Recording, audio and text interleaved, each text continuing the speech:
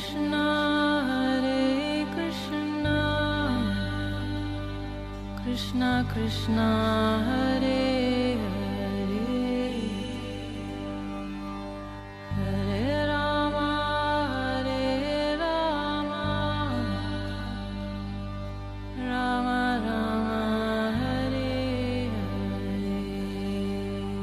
नमस्कार, रेडियो मानव रचना 107.8 पर मैं हूँ सरिता आपके साथ और शुरू हो चुका है कार्यक्रम आत्मदर्शन, जिसमें हम बात करते हैं प्रभु श्री कृष्ण की, उनकी लीलाओं की और बहुत कुछ जानते हैं भक्ति के विषय में। और इस प्रोग्राम में हमेशा की तरह हमें अपना ज्ञान बांटती हैं रागलेखा दासी जी, चरणाश्रित युगाचार्य श्रीमद भक्ति वेदांत नारायण गोस्वामी जी की शिष्या। तो रागलेखा दासी जी, स्वागत है आपका हमारे स्टूडियो में। हरे कृष्ण। रागलेखा दासी जी, पिछले कई एपिसोड से हम प्रभु श्री कृष्ण के भक्तों परिकरों की बात कर रहे हैं और बहुत कुछ बताती हैं आप हमें कि किस तरह से भक्ति ही जो है सही मार्ग है प्रभु को प्राप्त करने का। और ये सब हम जानते हैं बहुत सारे ऐसे महान पुरुषों की, ऐसे भक्तों की जीवन परिचय से, जो आप हमें इस प्रोग्राम के अंतर्गत पिछले कई एपिसोड से दे रही हैं। तो आज के इस एपिसोड में किस भक्त की कहानी आप हमारे श्रोताओं को सुनाने वाली हैं? आज हम लोग श्री भक्ति सुधांशु सरस्वती ठाकुर के एक परिकर थे, श्री भक्ति दैत माधव गोस्वामी महाराज के जीवन चरित्र के बारे में चर्चा करेंगे। तो श्री भक्ति दैत माधव गोस्वामी महाराज जो थे वो 18 नवंबर सन 1904 उत्थान एकादशी को पूर्व बंगाल में फरीदपुर जिले में कांचनपाड़ा नामक गांव में एक दिव्य बालक के रूप में आविर्भूत हुए। और जिस प्रकार उत्थान एकादशी के दिन परम करुणामय परमानंद स्वरूप हरि की जागरण लीला से सब जीवों के लिए मंगलदायक और आनंदवर्धक होती है, उसी प्रकार से पीड़ित से पीड़ित जीवों के सौभाग्य से श्री हरि के प्रियतम जन तिल महाराज गुरुदेव महाराज जी जगत में आविर्भूत हुए। कांचनपाड़ा के निकट ही वह नदी है जहाँ पर नित्यानंद प्रभु में स्नान करने के बाद पद्मावती जो नदी है उसमें नरोत्तम ठाकुर के लिए प्रेम की धरोहर रख छोड़ी थी महाप्रभु ने। उनकी माता का नाम था शैवालिनी और शैवालिनी देवी, और जो बहुत ही साधु और ब्राह्मण आदि सबकी सेवा परायण थी। जब ये 4 वर्ष के हुए तो इन्होंने अपने पिताजी से वियोग हो गया और माता जी इनको लेकर अपने भाइयों के घर चली आई और वहाँ इनका पालन पोषण करने लगी। यहाँ इनके मामा लोग ने इनको बहुत प्यार मिला उनको जी, और इनको सब लोग स्नेह से गणेश पुकारते थे। शिशुकाल से ये कभी झूठ नहीं बोलते थे और दूसरों बालकों को भी सत्य बोलने के लिए उत्साहित करते थे। और ये शिशुकाल से इनको संसार के विषयों के प्रति उदासीन हो गए थे और ये संयमित जीवन शिशुकाल से रखते थे और दूसरे बालकों को भी उत्साहित करते थे। और बाल्यकाल से ये सुख दुख सहन करके और दूसरों के दुख और असुविधाओं को दूर करते थे। और बाल्यकाल से इनके हृदय की विशालता थी और ज्ञान की प्रसारता देकर लोग इनसे कहते थे कि अवश्य ये बालक भविष्य में कोई असाधारण व्यक्तित्व संपन्न पुरुष होगा। जब कोई भी अच्छी वस्तु खाने की आती तो ये सब बालकों को बांट देते थे और जो वस्तु बढ़ जाती थी उसको स्वयं ग्रहण करते थे। जो विद्यार्थी काल में आए तो जो अध्यापक थे वो उनकी ज्ञान युक्त बातें सुनकर विस्मित रह जाते थे। एक समय ये दोस्तों के साथ खेल कूद प्रतियोगिता के समय दौड़ में सबसे आगे निकल गए, परंतु एक वृक्ष से टकरा गए जिससे उनके शरीर में बहुत सी चोटें आ गई और खून की धाराएं बहने लगी। तो जो और प्रतियोगी बालकों ने जब ये अध्यापकों को बताई तब अध्यापक उनकी चोट लगने की घटना सुनकर तुरंत घटनास्थल पर दौड़े चले आए और उन्होंने उनको उठाकर उनके घावों को साफ करने दवाई लगाने लगे। अनेक प्रकार से ये समझाने लगे कि आपको अधिक कष्ट महसूस ना हो। तब आपने उनसे कहा, आप मेरे विषय में ज्यादा चिंता ना करें, मैं शीघ्र ही ठीक हो जाऊंगा। भगवान जो भी करते हैं सब मंगल के लिए ही करते हैं। ये तो आँख नाक कान सभी नष्ट हो जाने थे, परंतु ऐसा कुछ भी नहीं हुआ। मेरे पूर्व जन्मों के बुरे कर्म से मेरे को और भी खराब था, परंतु भगवान की कृपा से ऐसा नहीं हुआ। बालक के मुझसे यह अति अद्भुत ज्ञान की बात सुन के अध्यापकों ने तत्काल सभी के सामने ये घोषणा की कि ये बालक सामान्य बालक नहीं है। और जब ये और ऊंची क्लासों में गए तो दरिद्र बालकों की सहायता करते थे और उन्होंने एक पुस्तकालय खोला और बिना मूल्य के पुस्तकों के वितरण करते थे। और ये बाल्यावस्था, किशोर अवस्था, यौवन अवस्था में हमेशा लीडरशिप करते थे। इनको लीडरशिप जो है वोट से नहीं प्राप्त होती थी, इनको स्वाभाविक इनके गुणों के द्वारा प्राप्त होती थी।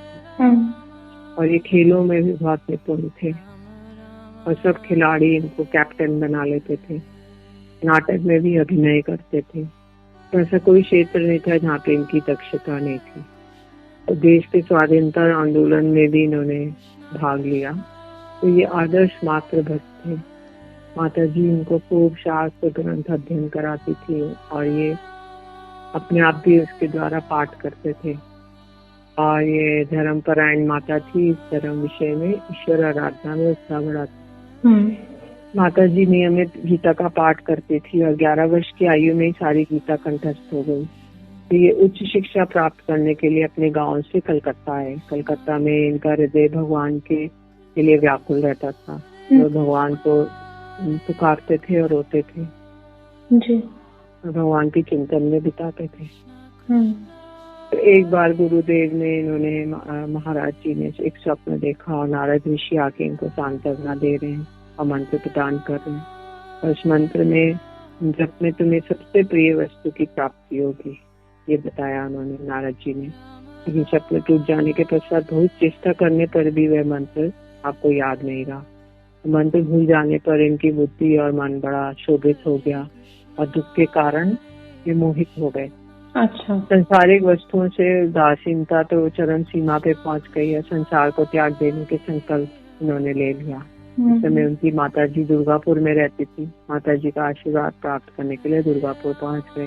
अच्छा। माता जी ने इनके संकल्प में बाधा नहीं दी और भगवान के दर्शनों की तीव्र इच्छा को लेकर ये संसार को त्याग कर हिमालय की ओर चल पड़े। जैसे लोहा जिस प्रकार चुंबक के खिंच जाने पर किसी बाधा की परवाह नहीं करता, उसी प्रकार जब आत्मा में भगवान की तीव्र आकर्षण उपस्थित होता है तो जगत का कोई भी उसको बाधा रोकने में समर्थ नहीं होती। तो ये हरिद्वार आ गए तीव्र इच्छा लेकर हृदय में, बिना किसी सहायता के हिमालय पर्वत पर चले गए। अच्छा। और जंगलों में घिरे हुए निर्जन पहाड़ पर 3 दिन 3 रात भोजन और निद्रा का त्याग करके ये एकाग्रचित्त होकर अत्यंत व्याकुलता के साथ मत होकर भगवान को पुकारते रहे। भगवान के दर्शनों की तीव्र इच्छा होने के कारण इनको बाह्य ज्ञान जैसे लुप्त हो गया था।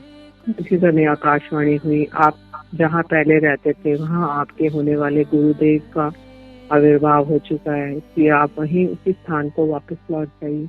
देववाणी के आदर्श को शिरधार्य करके आप हिमालय से नीचे हरिद्वार आ गए। तब आपने निश्चय कर लिया इन्होंने कि कुछ दिन पवित्र तीर्थ स्थान हरिद्वार में ठहर कर वापस कलकत्ता जाऊंगा। फिर घटनाक्रम से उन्हीं दिनों एक कोई हिंदी भाषी क्षेत्र के एक धनी व्यक्ति थे जो धर्मपत्नी के साथ तीर्थ स्थान का दर्शन करने आए थे। तो जब उनकी भेंट हुई उनसे, इनकी यौवन अवस्था सुंदरता को देख के दोनों आकर्षित हो गए और उन्होंने बहुत से फल मिठाई इनको भेंट दी। इनकी यौवन अवस्था और सुंदरता को देखकर दोनों आकर्षित हो गए और उन्होंने बहुत सी फल मिठाई उनको भेंट दी और अपने वास स्थान पर चलने के लिए प्रार्थना की। अच्छा। तो ये जब उनकी भेंट लेकर उनके अनुरोध पे ये एक दिन के लिए चले गए और वहाँ उन्होंने उनको बहुत सिखाने की वस्तु दी और प्यार और स्नेह का व्यवहार किया। तो उन्होंने बोला कि तुम हमारे गोद लिए हुए पुत्र बन जाओ, हमारी कोई संतान नहीं है और सारी संपत्ति के अधिकारी बन सकते हो। तो इन्होंने मन ही मन सोचा मैं तो संसार छोड़कर आया हूँ और माया ने एक अन्य तरीके से मुझे आकर्षित कर रही है। उन्होंने इस प्रस्ताव को स्वीकार कर दिया और उसके बाद अपने वास स्थान पर चले गए। जी, जिसके हृदय में भगवान को तीव्र व्याकुलता हो पाने की, उसके हृदय में कोई भी प्रलोभन नहीं खींच सकता। बिल्कुल बिल्कुल सही बात है कि जिसके हृदय में प्रभु बस जाते हैं उसको कोई भी प्रलोभन जो है वो अपनी तरफ आकर्षित नहीं कर सकता। और ये ऐसा इनके साथ भी हुआ जो हम माधव गोस्वामी जी महाराज जी के बारे में आज जान रहे हैं। आगे और भी जानेंगे, लेकिन एक छोटे से ब्रेक के बाद सुनते हैं एक प्यारा सा भजन, फिर लौट कर आते हैं। आप जुड़े रहिए रेडियो मानव रचना 107.8 के साथ कार्यक्रम आत्मदर्शन में। Feel good feel live. Anupam Madhuri जोरी हमारे श्याम श्यामा की, अनुपम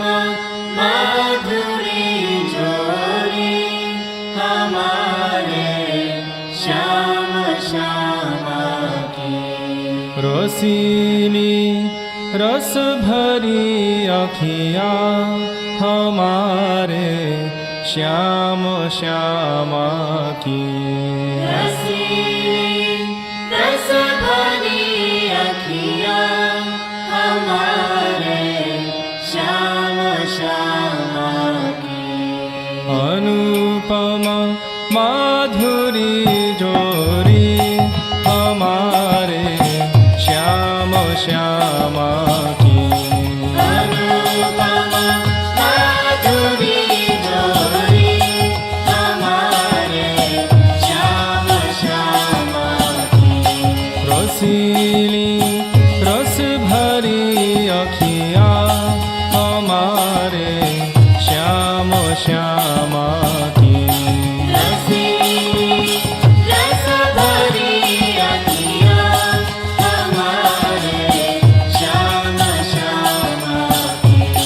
छबीली है अदाबा की सुघर सूरत मधुर बतिया। छबीली है अदाबा की सुघर सूरत मधुर बतिया। छबीली है अदाबा की सुघर सूरत मधुर बतिया। छबीली है अदाबा की सुघर सूरत मधुर बतिया। लतक गर दान की मन बसिया हमारे श्याम श्यामा की। धन की मन बसिया हमारे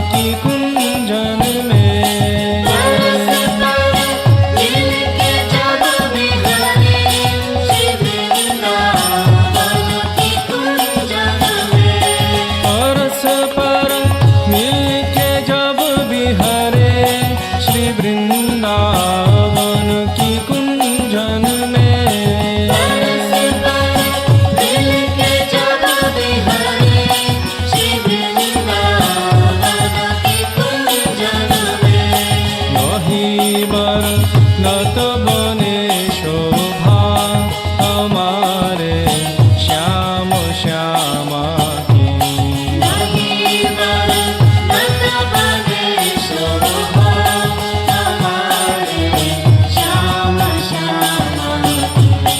अनुपम माधुरी जोरी हमारे श्याम श्यामा की अनुपम माधुरी जोरी हमारे श्याम श्यामा की।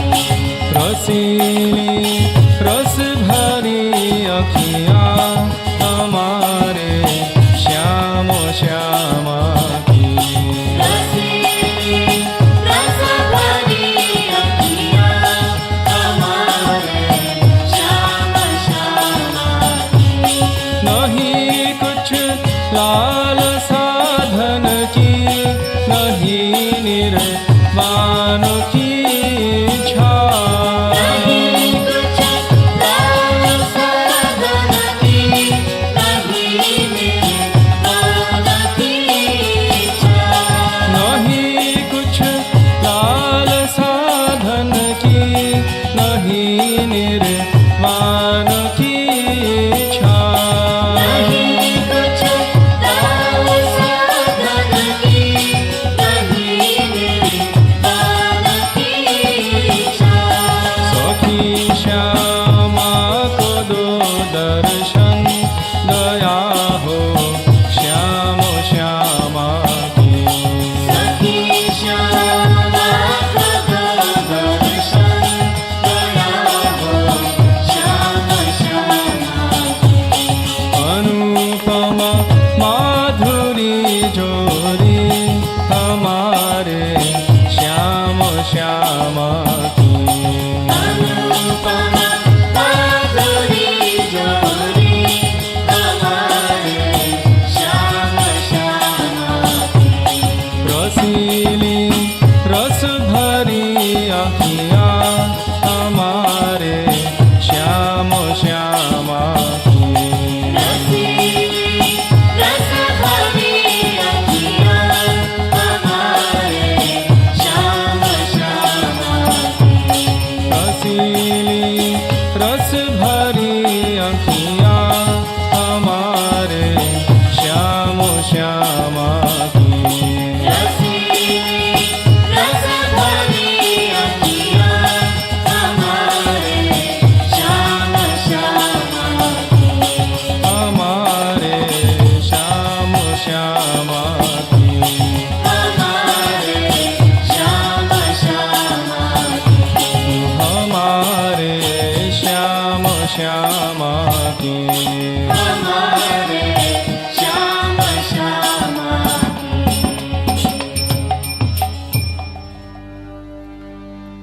हरे कृष्णा कृष्णा कृष्णा हरे हरे हरे राम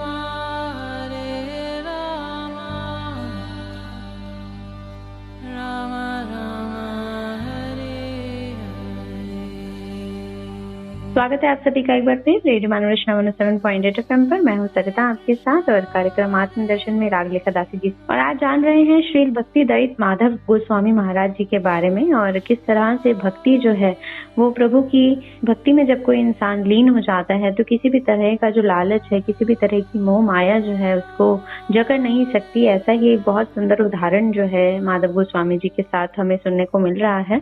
जी राग लेखा दासी जी, आगे फिर इतनी यौवन अवस्था में उनको प्रभु भक्ति का ज्ञान हो गया, आगे किस तरह से वो आगे चले इस पथ पर? तो जब वो कलकत्ता वापस आए तो अपने एक मित्र के साथ, वो बचपन के दोस्त थे, उनके साथ मायापुर धाम पहुंचे। तो वहाँ पे उन्होंने अपने गुरुदेव श्री भक्ति सिद्धांत सरस्वती ठाकुर के प्रथम दर्शन किए और उनकी जो पर्सनालिटी, व्यक्तित्व को देखकर बहुत आकृष्ट हो गए। और तो जो प्रभुपाद जी थे उन्होंने बोला कि गुरुदेव का दर्शन करना ठीक बात है, किंतु दर्शन करने से पहले दर्शन करने का तरीका सीखना होगा। कान नेत्रों के द्वारा दर्शन नहीं होते, प्रेम नेत्रों के द्वारा देखना होगा। उसी दिन एक कोई मित्र था, उसने अपनी पत्नी सहित प्रभुपाद से दीक्षित हुए। फिर मायापुर से कलकत्ता वापस आ गए। प्रतिदिन नियमित रूप से प्रभुपाद जी के पास 1 नंबर उल्टा डांगा जंक्शन रोड पर स्थित हरी कथा सुनने जाते थे और वैष्णव सेवा के लिए बहुत से द्रव्य भेजने लगे मठ में। और इन्होंने विभिन्न शास्त्रों के अध्ययन किया और प्रभुपाद के मुख से शिक्षा और सिद्धांत सुनकर ये अधिक युक्ति संगत बनकर विद्यांगम कर लिया इन्होंने। और राधाष्टमी की शुभ तिथि को इन्होंने 1 नंबर उल्टा डांगा जंक्शन रोड पे गौड़िया मठ में प्रभुपाद जी की चरण आश्रित होकर हरिनाम और दीक्षा मंत्र ग्रहण किया और इनका नाम हो गया हयग्रीव दास ब्रह्मचारी। और यहाँ पे वैष्णव होम वगैरह हुआ। फिर इसके बाद दीक्षा ग्रहण करने के बाद ये मठवासी हो गए और इन्होंने ये आजीवन ब्रह्मचारी थे। गृह परित्याग करके इन्होंने नैतिक ब्रह्मचारी और बृहस्पति रूप में अपने मठ में प्रवेश किया। फिर ये हर एक कार्य बड़े उत्साह के साथ करते थे। तो प्रभुपाद जी इनको कहा करते थे इनका ये वॉल्केनिक एनर्जी है जी। तो उस वक्त प्रभुपाद जी का ये मिशन चलाने के लिए बहुत सा धन इकट्ठा करते थे। ये तो श्रेष्ठ संग्रहकारी थे। तो इनका दर्शन करने मात्र से ही लोग इनको सेवा दे देते थे। तो मद्रास में इन्होंने चेन्नई कोरिया मठ वहाँ पे बनवाया। वहाँ पे साधु निवास सत्संग भवन आदि बनवाया। तो इनके गुरु दाता थे श्री भक्ति रक्षक श्रीधर गोसाई महाराज। तो वो भी इनके साथ जाते थे। उन्होंने बहुत से जगहों में प्रदर्शनियों की व्यवस्था करी। मतलब चैतन्य महाप्रभु की प्रदर्शनियां चलचित्र आदि जिससे कि सब लोग जान सके उनके बारे में। इन्होंने ब्रजमंडल परिक्रमा नवदीप धाम परिक्रमा आयोजन की और विभिन्न स्थानों पे चैतन्य महाप्रभु की 5 पीठ स्थापित की। जहाँ जहाँ पे चैतन्य महाप्रभु गए थे उनके चरण कमलों की स्थापना की। राय रामानंद गौड़िया मठ बनवाया इन्होंने कोवूर में। और प्रभुपाद जी की मनोभिष्ट सेवा अपने गुरुदेव की मनोभिष्ट सेवा करना चाहते थे। चाहे उसके लिए वो बिना खाए पिए किसी भी प्रकार से परिश्रम करते थे। इस युग के लोग तो कोई भी इस तरह की कल्पना नहीं कर सकते। तो ये प्रभुपाद के बिल्कुल अनकंडीशनल सरेंडर किया कि प्रभुपाद जी ने इनको समझ शक्ति संचरित कर दी। जी जी। 1930 की बात है। प्रभुपाद जी प्रकट थे। प्रकट काल में कलकत्ता के बाग बाजार स्थित गौड़िया मठ में कृष्ण जन्माष्टमी के उपलक्ष्य में विशाल धर्म सभा आयोजित हुई। 1 महीने तक वो चलता रहा। इस सम्मेलन में प्रतिदिन कोई ना कोई विशिष्ट व्यक्ति सभापति का आसन ग्रहण करता था। वे वैज्ञानिक थे डॉक्टर सीवी रमन। उनके छात्र भी आते थे। तो उन्होंने बोला कि आप हमारे मतलब जो साइंटिस्ट हैं डॉक्टर सीवी रमन उनको बुलाइए। तो वो लोग कहने लगे कि आप औरों को इनवाइट करते हैं उनको क्यों नहीं करते हैं। तो उन्होंने कहा कि ठीक है आप उनको बुलाइए। तो उन्होंने उनको सभापति बनाया। तो जब वो गुरुदेव मतलब श्री भक्ति दयाल माधव महाराज डॉक्टर सीवी रमन के घर पे गए तो वो घर पे नहीं थे उस वक्त। उनकी स्त्री ने बताया कि वे अपनी लेबोरेटरी में होंगे। जब डॉक्टर रमन की लेबोरेटरी में पहुंचे तो वो 2nd फ्लोर में एक कोने में कुछ कर रहे थे। तो डॉक्टर रमन ने इनसे आने का कारण पूछा। तो उन्होंने बोला कि हम गौड़िया मठ में कृष्ण जन्माष्टमी के उपलक्ष्य में एक धर्म सम्मेलन है उसमें हम आपको इन्वाइट करना चाहते।